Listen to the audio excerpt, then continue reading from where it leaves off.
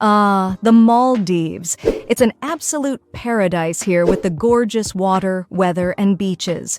There's romance in the air, peace in the atmosphere, and luxury at every corner for you to get pampered, unwind, and truly have one of the most amazing times of your life.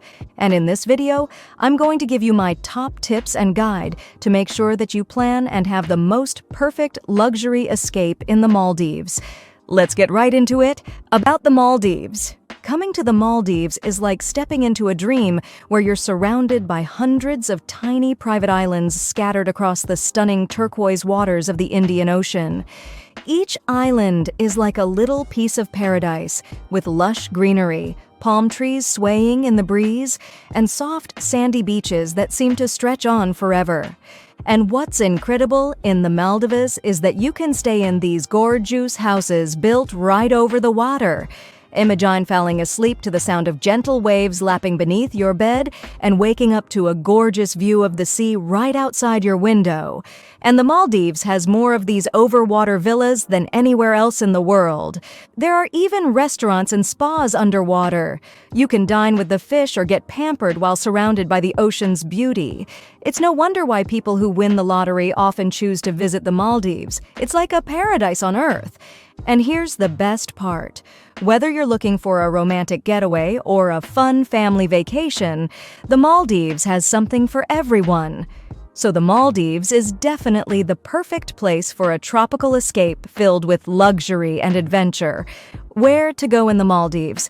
Alright, so even though the Maldives might seem like a bunch of tiny islands that look the same, they're actually super diverse when it comes to nature. You've got these things called atolls, kind of like rings of islands, and each one is like its own little ecosystem.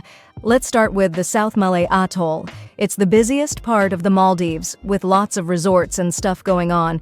It's close to the airport, which is convenient, but there's also a bunch of boats and planes zooming around, which can disrupt the marine life a bit. So, while it's great for relaxing, the snorkeling might not be as colorful as in other places. Now, if you head a bit further north to the North Malay Atoll, things get a bit quieter. The reefs are in better shape, there are fewer resorts, and you might even spot some dolphins. Plus, if you're into surfing, this is the place to be. And beyond Malay, you've got atolls like Ba, Ra, Nunu, and Ari. These places are famous for their amazing marine life. Think manta rays, whale sharks, and even hammerhead sharks. And if you're up for a bit of adventure, you can hop on a seaplane and explore these remote spots. Now, let's talk about the southern atolls, Gafu Alafu, Gafu Dalu, and Lamu. These are a bit farther away, so you'll need to take a domestic flight. But trust me, it's worth it. These islands are bigger, with beautiful beaches and lush jungles. And the marine life? Absolutely incredible. You'll find everything from tiny seahorses to massive whale sharks. Things to do in the Maldives. So the Maldives is the ultimate destination for those fly and flop vacations where you can just kick back and relax. I mean, who wouldn't want to spend their days lounging by an amazing infinity pool, sipping on a refreshing Negroni? But the Maldives isn't just about lazing around. With some of the richest marine life on the planet, diving and snorkeling here are absolute must-dos. Most resorts have vibrant house reefs just a short swim away from the beach, where you'll feel like you've stepped right into the world of Finding Nemo. For those ready to take the plunge, the North Ari Atoll is the place to be for thrilling encounters with hammerhead sharks, while the South Ari Atoll is famous for its whale sharks. And then there's Hanafaru Bay, nestled within the protected biosphere reserve of the Ba Atoll, which boasts the world's largest population of majestic manta rays. And if you're into surfing, you're in luck. The Maldives is a haven for wave hunters, with pristine waters and endless empty waves waiting to be ridden. From forgiving breaks to challenging surf spots, the North and South Malay Atolls offer something for every surfer, while the Huvadhu Atoll is a hidden gem with unforgettable breaks like beacons and tiger stripes. And if fishing or sailing is more your style, you'll find excellent opportunities across the archipelago. The Maldives is also a great place for wellness and conservation. Islands like Kagi Spa Island and Jawali Baying at Bodafushi Island are dedicated to your well-being, offering rejuvenating spa experiences and wellness activities. Plus, you can do your part for the ocean's health by participating in conservation projects like coral planting for reef regeneration and turtle protection programs. Where to stay in the Maldives? So, when you think of the Maldives, you might imagine those super fancy overwater villas where even celebrities like the Duke and Duchess of Cambridge stay. But hey, that's not the only way to experience this paradise. If you're looking for something more authentic, you can stay on local islands like Daravandu and relax at places like Kiha Beach Guesthouse. It's a steal at about $80 a night. But remember, these islands follow Muslim customs, so no alcohol, and it's important to dress respectfully. Now, most people who visit the Maldives head to tourist resort islands, and let me tell you, they're all like mini slices of heaven. You've got your swaying palm trees, silky sands, and usually just one hotel per island. But here's the fun part. There's a ton of different styles and prices to choose from. You could keep it simple and cozy at a place like Kuradu Island Resort and Spa for around $1,900 per person for a week, or go all out at a luxury spot like Kuradu for a whopping $10,000 per person for 7 nights. And hey, there are options for families, party-goers, and everyone in between. Now let's talk facilities. Do you want a quiet spot with just one restaurant and a handful of villas? Or are you more into the lively vibe of a bigger resort with tons of restaurants and activities? Choices, choices. Oh, and don't forget about getting there. Some resorts are close to the international airport like Vilasaru, which means easier transfers but maybe a bit of airplane noise.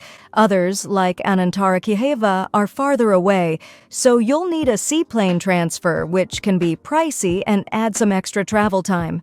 But hey, the views from the seaplane are pretty epic. Food and drink in the Maldives. When you think of dining on tropical islands, you might worry about finding good food. But in the Maldives, you're in for a treat. Here, you'll find a mix of local flavors and international cuisines that rival what you'd get in big cities like London or New York. From European dishes to Asian delights, there's something to satisfy every palate. And let me tell you, the standards are top-notch. Many resorts, like Sonevafushi, even bring in Michelin-starred chefs to whip up incredible meals. But it's not just about the food, it's the experience, too. Ever wanted to catch your own dinner? You can go on fishing trips and then have your catch cooked up for you. Or how about a picnic lunch on a deserted island? Picture yourself dining on a sandbar with nothing but white sand and blue water around you, while a butler serves you from a boat. And get this, there are restaurants that take dining to a whole new level of cool, like 5.8 at Hurawalhi, the world's largest all-glass underwater dining room, where you can enjoy your meal surrounded by ocean views. Or Nest on Niama, where you dine in treehouse-like tables accessed by wooden walkways. Most restaurants here have sand floors and are open air, giving you that true island vibe. And don't even get me started on the buffet meals. They're like a show. You've got chefs cooking up your eggs just how you like them and sizzling seafood with all your favorite spices right in front of you. Important things to know about the Maldives. The Maldives isn't just another tropical destination. It's a place where the ocean comes alive with magic, and your experience will be slightly different depending on when you choose to go. From June to October, these tiny glowing plankton called bioluminescent plankton light up the waters.